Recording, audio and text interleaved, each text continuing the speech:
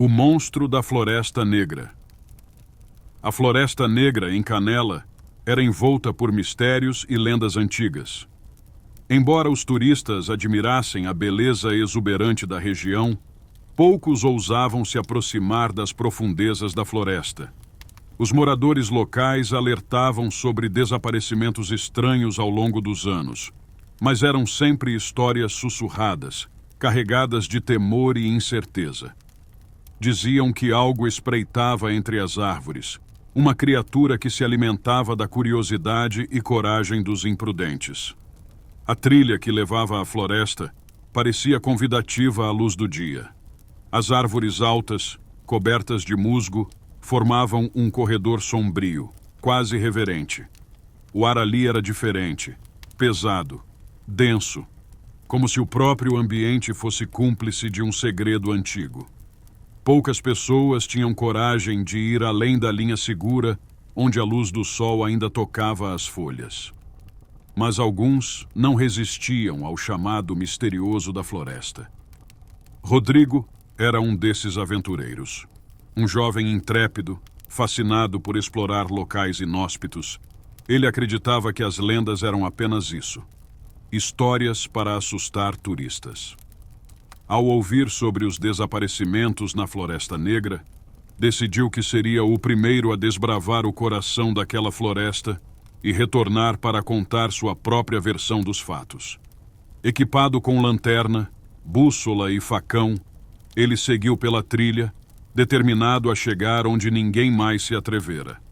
Conforme avançava, o silêncio foi tomando conta do ambiente. Os sons da cidade ficaram distantes, e o farfalhar das folhas sob seus pés se tornou a única companhia.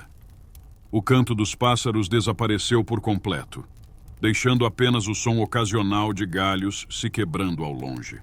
A floresta parecia viva, observando cada passo de Rodrigo com uma atenção sinistra. Ele sentia uma presença, algo invisível, mas imponente.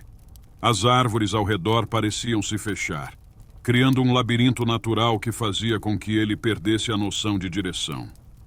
A bússola girava descontrolada em suas mãos, como se a própria terra estivesse distorcida ali. A luz que penetrava pelas frestas entre as folhas começou a diminuir, mesmo com o sol ainda alto. Uma sensação de que ele não estava sozinho o invadiu. Foi então que ele viu. Entre as sombras espessas das árvores, algo se movia. Não era um animal comum da floresta. A forma era disforme, grande demais para ser um lobo ou qualquer outro predador conhecido. Era uma sombra grotesca que parecia se arrastar silenciosamente pelas árvores, observando-o. Os olhos, 2 pontos de luz amarela, brilhavam no meio da escuridão, fixos nele. Rodrigo sentiu o pânico se arrastar por suas veias. Cada instinto de sobrevivência gritava para que ele fugisse, mas suas pernas pareciam presas ao chão. O ar ao redor se tornou gélido, como se a própria floresta estivesse conspirando para imobilizá-lo. Ele tentou recuar, mas a criatura avançou, movendo-se com uma fluidez impossível, como se fizesse parte das sombras. O som da respiração pesada do monstro ecoava, misturando-se ao bater acelerado do coração de Rodrigo. A floresta parecia absorver seus gritos quando ele tentou correr. Os galhos arranharam sua pele, as raízes pareciam se erguer para agarrá-lo. Ele sabia que não havia saída. O monstro estava mais perto a cada segundo, e sua silhueta imensa e retorcida se destacava na penumbra.